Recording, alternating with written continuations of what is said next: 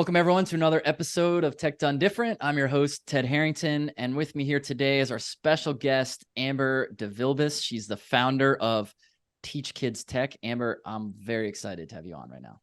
I am super excited to be here. Thanks for having me. It's kind of funny how we started coordinating over this. We did our pre-call and I was like, oh, I've been following you so long. I'm so excited to talk to you. And you're like, I've been following you so long. I'm so excited to talk to you. And we're like, well, Yeah, let's just hit record. I'm So so it's really good excited. to have you. I know. I mean, we have a podcast too, but I'm like, it's so rare that I get to be a guest on a podcast. So it's nice. It's nice Yeah. change. You'll be able to evaluate how I do for you. Be like, well, Yeah. here's where you really dropped the ball and could have done this better. No, That'll be the no. postmortem. But you'll find that on Reddit later. No, I'm kidding. I like that. Well, I'm really interested for a number of reasons to have you on, but I wanted to start by talking about this cause that you're such a great advocate for, which is essentially how and why we get people into security earlier, starting with kids. So maybe Yeah. you could tell me a little bit about this mission, why you're on it, and we'll go from there. Yeah, absolutely. So I started Teach Kids Tech after I wrote my books. I wrote a children's book, The Little Cyber Engineer. And I remember it kind of took off way more than I ever anticipated it would. I'm sure. I mean, you probably knew yours was going to. I had no idea. I'd never done this before. And so, these sales started coming in and I started putting the money aside thinking, you know what? Like I've always wanted to do stuff with kids. I haven't gotten a chance to do that yet in cyber. I'm going to put this money aside into an account. And I'm going to figure out what to do with it. And then a couple months went by and I thought, you know what? How about if we just had, like, my son just recently got into a STEM school and I was blown away by the curriculum that they do there versus the public school he was in before. And then I started to think, not every child has access to this. And, voila, here we go. I'm like, okay, how do I get the same level of curriculum, the same, tech background that my kid is now getting, that he's in this, charter school, to kids who are in, underserved communities? Because that's something that's always been near and dear to my heart, is giving back. So I thought to myself, I'm just going to make a nonprofit, right? Because that's super simple. Yeah, And so I created Teach Kids Tech. And then a couple of months went by and I was like, wow, I'm in over my head. I have no idea what I'm doing. I need a team. So I brought in a team and we kind of went through, and everybody's been amazing. I have to, hats off to everybody on my team. They're fantastic. I couldn't do this without them, but we kind of narrowed down what we wanted to do. So and Teach Kids Tech, we are providing things like, access to technical literature, educational opportunities and experiences to children who are living in underserved communities. So impoverished communities, maybe rural communities, things where they wouldn't have access to stuff like this. So we started out doing workshops. We're still planning our first big workshop. But I knew from the get-go, I mean, anybody who knows me knows I'm like, hey, I can bring the elementary to any situation, like I've done my whole career. And so I wanted this to be different than just the classes you see in high schools and STEM schools. I wanted this to be more of an experience, more of a hands-on, immersive experience for all ages. So we're actually specializing in workshops from kids ages 2, which seems kind of insane. We're going to see how that goes, all the way up until 18. So yeah, that's kind of what we do in a nutshell. And it's gotten a lot of great feedback, a lot of support. So I'm very lucky for that. And I'm happy I get to talk about it here. I love it. So forgive me asking obvious questions, which I'm sure are straightforward to you. Why is this important that we get kids exposed? I mean, I have lots of theories about this, but Yeah. you know this better than I do. So why is it important that we expose children to these ideas, as opposed to like other careers that we could expose children to? Well, that's the thing. So when I think it's so important because technology is becoming more and more a part of everybody's life. It's like front and center of everyone's lives every day, right? So I think, my son, I'm guilty of that. I'm the guilty parent that's like, hey, I gave my kid an iPad probably way too early, right? Because it was easier. Right. And now I'm like, oh crap, now I'm trying to like race around and go, hold on, let me put parental controls on that. And then it's like, okay, even if I do that, is my son or my child going to know what to look for? And so cybersecurity was so important for me because obviously I've been in this for almost 15 years now. And I was thinking, you know what, with all this access to technology, let's also start teaching cyber, right? Because that way right? Because at the end of the day, cyber is really not just the tools, but really the people using it, and philosophy, and a day-to-day reminder that you tell yourself. So I don't know. I think with this stuff, I think it's very important. What we're doing specifically, if I can trail into that one, I think it's important for a lot of reasons to get this into the hands of kids that are inner city or in underserved communities, because, we're creating, right now there's a digital divide, right? So there's a gap between technology, and it's almost like a digital divide in class, so to speak. So people in the middle class or, wealthier have access to things like this just pretty much naturally, right? It's involved in all the schools. And then as you get into these, underserved communities, they don't have things like this. So creating an equitable, stance or access to these things is so important, because it's going to create a level playing field for every student. And I also believe strongly in diversity in tech, not necessarily from a gender perspective only, or whatnot, but I think it's so important to have people with different backgrounds, and more importantly, different upbringings and lifestyles, because I think that comes with a different mindset towards how you see the world. And when we are talking about technology and it's growing every day, even just outside of cyber, right? It's like, how are we going to create all this new innovation? Where's the creativity coming from if we're only boxing in a certain group, right? And so, yeah, I think it's very important for equity and inclusion. That's one of our core principles that we have today as well. And then one of the big things for me is breaking the cycle of poverty, right? So some of these students that we've worked with in the past, they come from really, really sad, really intense backgrounds, right? Where some of them are actually refugees for one of the schools that we're working with now. And not only do they not have access to technology, they're just trying to survive, right? So they don't know any other way of life. I think this presents a new vertical, because a lot of time in school, I'm guilty of it, right? I was supposed to be a doctor. So I was like, those are my three paths. It's either like doctor or lawyer or whatever. I'm going to do the doctor one because I want to help people. And ironically enough, both of my parents have been in tech for 30, 40 years ish. And not once was I like, oh my gosh, what's that? That's so cool. I was like, that's so boring. You guys do the most boring jobs. And now I'm like, how do we make it fun? Because it can be more interesting, right? It's depending on the route you go. So I think getting that into the minds of children early on is what we're striving for, right? Because then it's just a whole new path, right? It's like, you don't have to go to, multiple decades of college and universities just to be able to make ends meet or make a living for yourself. And so I think that's very important that we teach that young. I love how rich and nuanced and thorough that answer was, because my brain was coming from before you answered it, and I'm now a new person on the other side of this answer. But I was like, oh, well, obviously we want to introduce kids to this so that we can start filling up our talent pipeline. And that's inherent, obviously, in everything that you said, but the mission is so much more purposeful than that, than like an industry needs workforce. You're talking about breaking poverty cycles, breaking down barriers that exist across certain ethnic, gender, or other types of groups. I mean, it's incredible to think that we could do those things early, because it's also like, it's funny you mentioned doctor or lawyer. When you're a kid, it's like, you're going to be an astronaut, you're going to be a doctor, you're going to be a lawyer. Maybe there's like one other one I'm not thinking of right now. And like, it's not till you're an adult, they're like, first of all, there are other jobs, but at no point are you ever exposed to this idea. Well, you're obviously exposed at some point, but not as a child. Right, exactly. And I ask, like, my dad has been doing this forever, right? And I'm like, how did you even get interested in this, right? Like, your parents didn't even do this. And he's like, well, just one day I picked up this and then it led to this and I wanted to break into this. I'm like, oh, not every kid even thinks that way. That, like, if you were to present that to me as a child, I'm like, ew, that's so boring. Oh my God, I'm going to go do something more fun.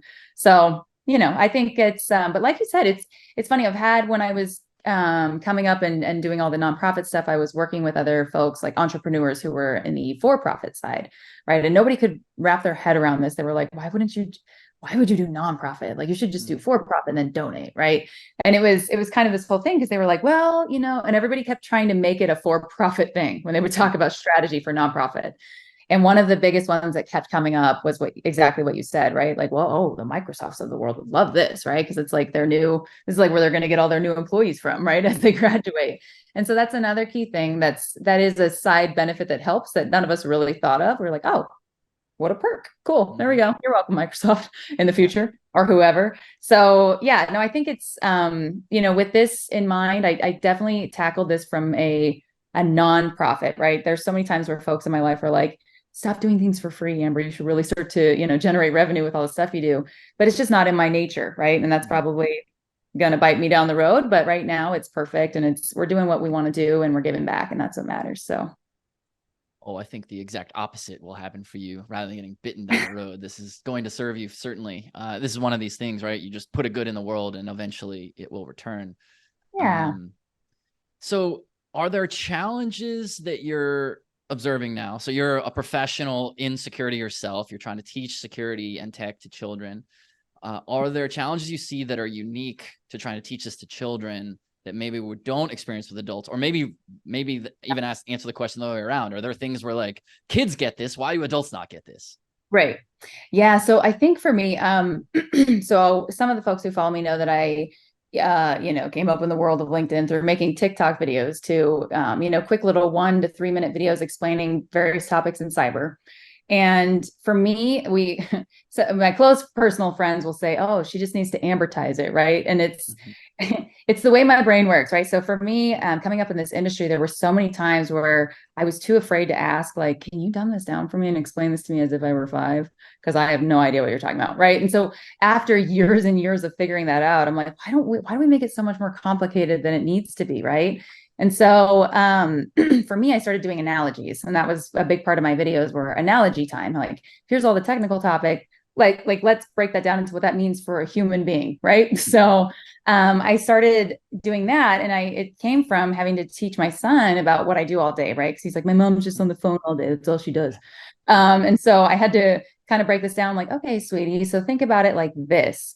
When I was running a security operations center as a SOC manager, I was interviewing people. And one of my questions, because we were doing like, we would hand out pamphlets and packets that had like source code, and we would expect people to like highlight. This was part of an interview process. Okay.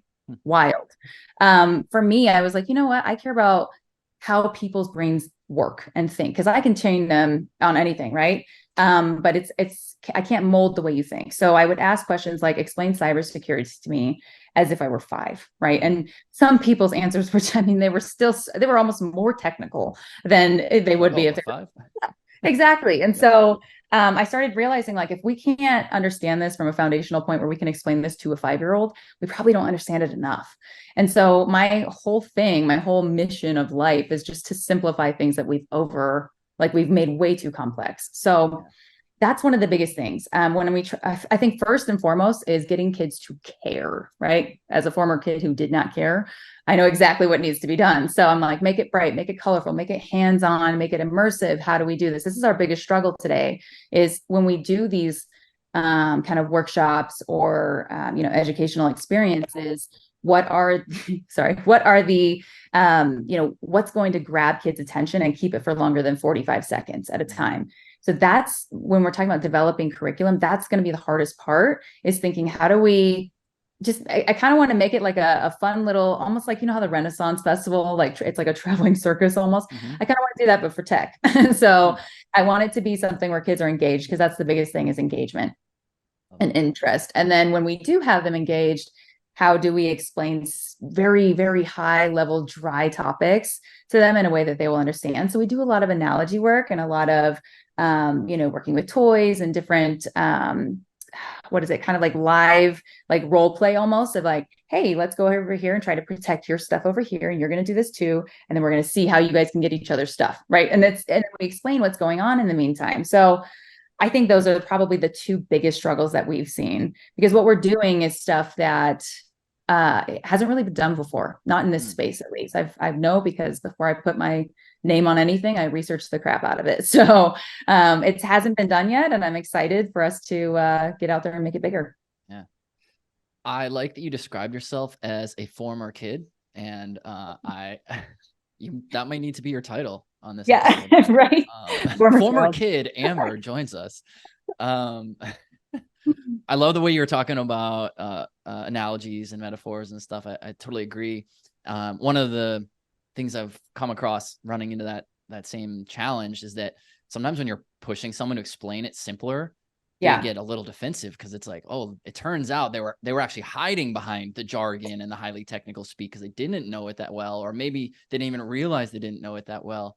And but I'm curious to hear if you will share one of the analogies that you like to use. I find that mine seem to fall into, I use a lot of analogies as well. They seem to fall a lot into like construction metaphors, like job sites, I love it. cars, doctors, and then food. Those are like, apparently those are my, maybe sports too. Those are like the ones that I use a lot of. I probably overuse the food ones to the point where people at our company are like, oh, weird. Ted used a food metaphor again. Great. Here he goes again. Here he goes again. That's so anyway, funny. I'm always looking for new metaphors. So if you have a favorite one that you could share to illustrate a concept, I'd love to hear it. Oh man, I would say so. I've done a couple. Well, a couple. I've probably done hundreds. I don't know. The one that I actually got asked about in an airport the other day was, we make cybersecurity so crazy and complex. How would you explain this to a 5-year-old, right? And everyone's like, good luck. And I'm like, well, at its simplest, right? You have a bunch of toys in a toy box and you don't want anybody else to take them. And so everything that you're going to do is going to be every different type of tool and process and ideology and everything that you're going to put in place, right? So I start there. I think one of the coolest ones that I did was probably the differences between like a switch and a router. So we use tree analogy for that, right? So having all of the switches, being the leaves and the branches on the tree, and then having the router be actually the stem of the tree and how different trees talk to each other, right? And so I have a whole video on that. It's like a minute long, but I think those are probably some of my favorites. Because again, the weird thing about me that people are like, oh, she doesn't, whatever, she only knows security. 100%, right? I grew up I got in from the GRC side. So I was always on compliance and security. I did not have a networking background. So I actually had to fact check this before I made that TikTok with like 6 engineers that I knew. I'm like, please, is this right? Like, is this weird? Are people going to fight? Am I going to find trolls on the internet? That's really all I'm asking, or is this going to fly through? Exactly. So for me, it's definitely a learning experience. Like not a lot of people know this, but those videos that I make, sometimes it's just me learning it. Like I have people going, can you make one on CASB, or can you make one on whatever, DHCP, right? I'm like, yep, totally. I'm totally going to do that. I'm going to hope that it's right the whole time. And if we are, then we both learned something. So yeah. I love that you just expressed concern or whatever the word would be, like complaint that people have about you. Like, she's only an expert in security. Like, what? Like, is that not good enough? I mean, what the hell? Right. They're like, oh, she doesn't know enough to, sell you the idea. It's like, okay, well, no, that's actually not true, but here we go. So, I mean, that's, I guess, the truth of the world. We're always learning. There's always someone who knows more than we do. And people who have a growth mindset like you do, like we know the things that we don't know, and that makes us feel maybe exposed or whatever. But that's how you learn, right? Exactly. I like the idea you're just describing of the best. Well, let me rephrase this. A mentor of mine taught me this idea that the best way to learn something is to teach it. And that's what I'm hearing you describe, right? You're like, well, I'm going to create this video. I don't know about it, so I have to learn about it. Is that what you're also teaching kids through your organization? Yeah. So one of the cool things, I have my team to thank, because I'm not a very 10-year long kind of thinker, right? I'm very much so like, I know what I want it to be. I don't know when it's going to get there or how we're going to do it. Right. So that's why I have a team, thank God. But one of the things for me is eventually, as we do this program development, right? Because we can't be everywhere all the time right now. So what we're hoping to do is develop a curriculum that can be then taught to a group of students who can then teach it and continue on that path, right? So we aren't in that phase yet, but that is the goal, is to have our students kind of graduate from our little boot camps and then be able to kind of, almost reteach it back to us so we can make sure that they've got it down, and then take that learning from there and spread the word. So that's kind of in our future goals, not current day. Mm-hmm. So yeah, that's a big one for us. It's interesting hearing you describe this mission that you're on, because one of the things I've noticed is that I'll periodically speak to students, like in a computer science program or whatever. Yeah. I'll do a guest lecture or whatever. And it's really fascinating. They won't necessarily verbalize it exactly like this, but what they're saying is essentially, it's probably too late for me to get into security because I'm a sophomore and my friend over there understands these ideas better than I do. And I'm like, I was in like my mid or late 20s before I understood anything about anything in this field. For sure. And you're kind of doing the opposite of like, not only is it not too late, but like, do you have a younger brother or sister? Like we should be teaching them too. Right. Exactly. Yeah. There's like, I feel like any age, right? I've worked with so many folks in the last 14 years, and there are, people that are 80 that are way smarter than me in certain areas. There are people that are, at my son's school who are 11. I mean, he last year in 5th grade was learning binary, right? So I'm like, dude, you know more than I do now in that area, right? So I'm like, there's always going to be things that you can learn from everybody. And I think it's important to not put an age gap or like hey, I didn't do enough classes in high school to prepare, so now it's just over for me forever. Like you can always start anywhere in your life. So it's interesting because hearing you say that, I totally agree. You can learn anything from anyone. And I realized we have this show. I think you're guest 98 or something. And we've never had a kid on. Like, we should have a child on here to teach us something about something. That's got to be a thing, right? We absolutely should. Once we get this program up and running, I'll start sending you candidates. Be like, here we go. I would love that. Yeah. Send me one of your gold star kids. Perfect. So we can keep the learning going. Maybe as someone accomplishes that, teach us what you just learned type moment, come on the show and teach me. Absolutely. I love that.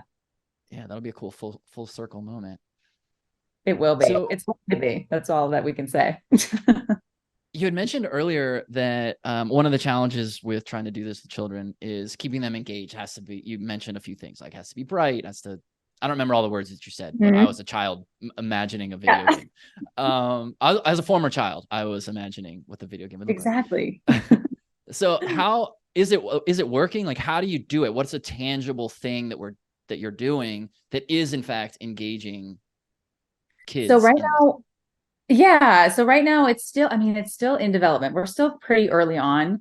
We are working with the academy, the school that we're working with. I don't want to say it just yet. But we are working with them to develop the curriculum first. They're kind of like, hey, Amber, we're going to do the curriculum. You come in and color it with a crayon. Right. So that's how it's going to be. I think for me though, I've envisioned how I want this to go. So ever since I had my son, right, I was always looking at, okay, what kind of cool techie things can I get him, right? So I bought him like that Piper computer building kit. And there's things, there's the good thing about me is I'm kind of like I'm almost like and I'm not as smart as this, so please do not troll me online, but I almost act like an AI, right? Like I ingest all the information I possibly can before I actually, over time, I'm kind of like a machine learning whatever human being, right? I'm like, okay, I'm going to ingest this information. I'm going to try this. I'm going to see this. And what I love to do is see what failed, right? So I can say, well, why did it fail? And what can we do about that, right? So perfect example, when I was a stock manager, this is when I first introduced my coloring crayon book to my job.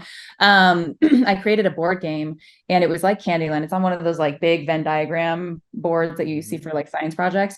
I created a board game that was like Candyland, but the questions that you had to learn were actually all based around getting the Security Plus certificate, right? So all of the people that wanted to sign up for it, we played it once a week on Fridays, and it was a really engaging thing, and it was fun. It was colorful. There were really unique questions and different ways of asking things, right? And I think with the camaraderie that went with that, it really stuck in the minds of people. And I do think that that's very important.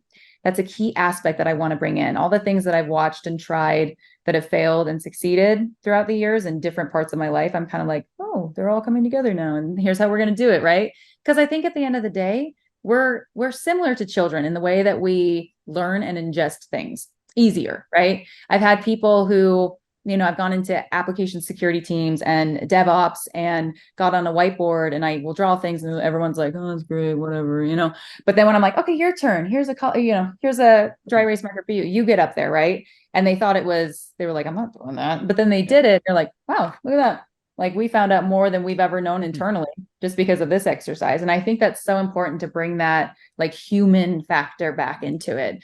And for some reason in this field, it seems like we only get to that real genuine human factor when we start to make things a little bit more elementary feeling, right? We get back to our roots of what interests us and how we work. So love it. I love it. Yeah. Hand you the whiteboard, marker. It's like, that itself is a metaphor or analogy. Right. Can never quite remember the difference between the two. One of those two. Exactly. Awesome. So you're very, very good. You're an expert at simplifying, at communicating, using visuals to, or at least a form of video to communicate. What would you say are, I know we've already talked about this idea of like, explain it to me like I'm 5 and use metaphors.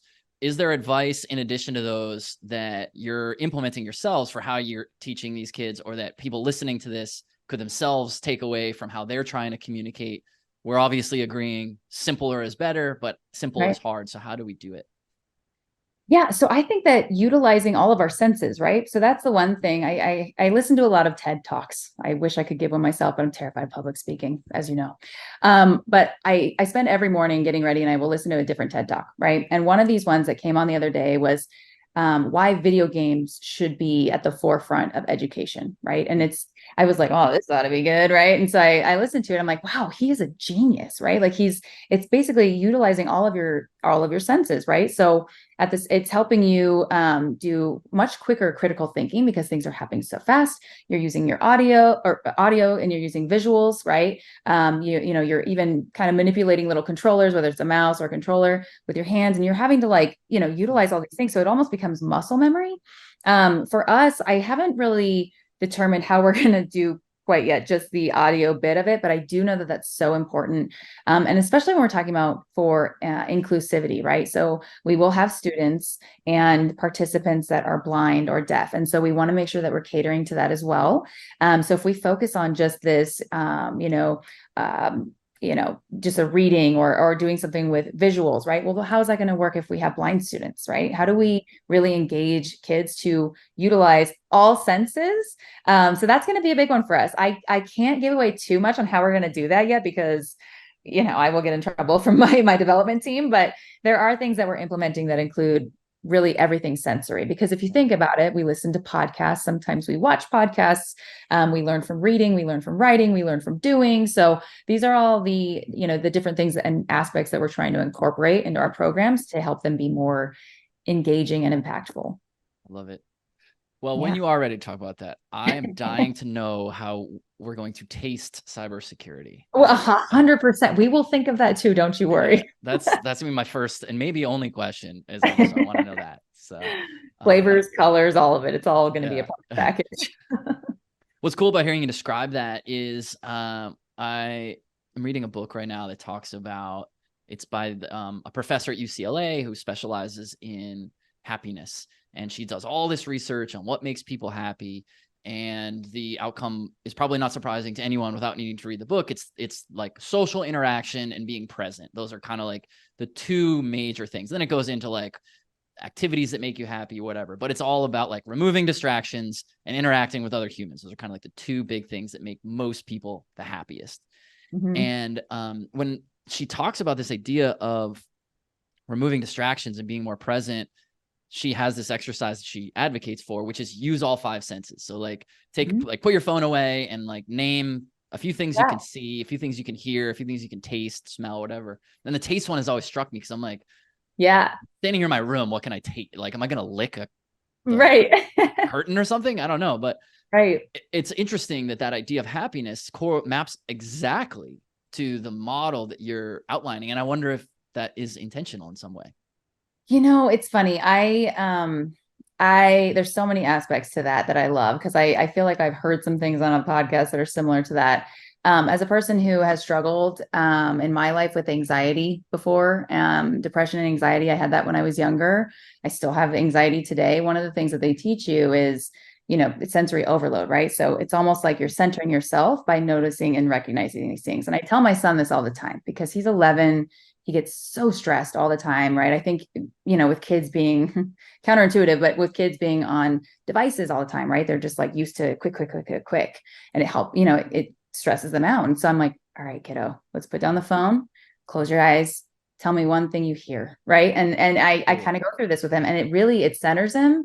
But even though it's not the perfect solution, it still takes it from like a 10 to like a 5, right? So on the stress scale. And I think for us, as a person who also has ADHD, there's a lot of things where I will get overloaded like crazy, right? And so sometimes I have to just zone in on one thing at a time. And so a lot of what we're doing with the development of these courses is going to be, you're not going to have to taste and smell and see and touch everything all at once. It's going to be like, okay, this part is for this. So you're going to almost associate the audio part with this specific chapter of this class, right? And so we're trying to engage different senses at different times, because I think if we just do it all at once, it's going to be stressful. It's going to be like crash cramming. You're not going to really remember this long term. And that's one of the goals, is to have this be almost like a core memory, right? And then it's all going to be in the way that it's actually taught and then also received. So Love that. that's kind of how we're going about that. Oh yeah. Well, this has been really, really interesting. I'm so grateful for the wisdom that you've been sharing. As we come to the end of our time together, is there anything that you want to leave our audience with or summarize in any way? I would say a lot of us, and especially in the security space, we're getting better at it now, but I think that we are at such an advantage to be able to help others around us. And we don't usually think about that as often, right? So a lot of folks in tech, we kind of take for granted what we have, right? The ability to get online, the ability to utilize a cell phone. And I think it's really important to think, with all this access and the advantages we have, how can we use that to help others? So, I will say, when we started going and trying to get sponsorship, we started with corporate sponsorship, right? Because that's what we do all day, right? So we figured we would try that. And a lot of organizations have CSR, corporate social responsibility initiatives. So I would just encourage people to try to see if your company, because I understand your audience is, probably a lot of leadership. So what are you guys doing to kind of change and enlighten people and bring in more diversity? I encourage people to think about that. And then also maybe strive for, how do we get younger folks in and younger folks interested early? So I love it. Amber, you've been amazing. Thank you so much for everything today. This has been rad. Yeah, thank you so much for having me. I'm so excited, and I can't wait to see your next one. And I can't wait to send a student on here too in the future. 100%. It's a commitment. So yes. Well, thank you so much. Thank you. This has been great. And for everyone listening, you can learn more at tedharrington.com/podcast, and we'll catch you next time.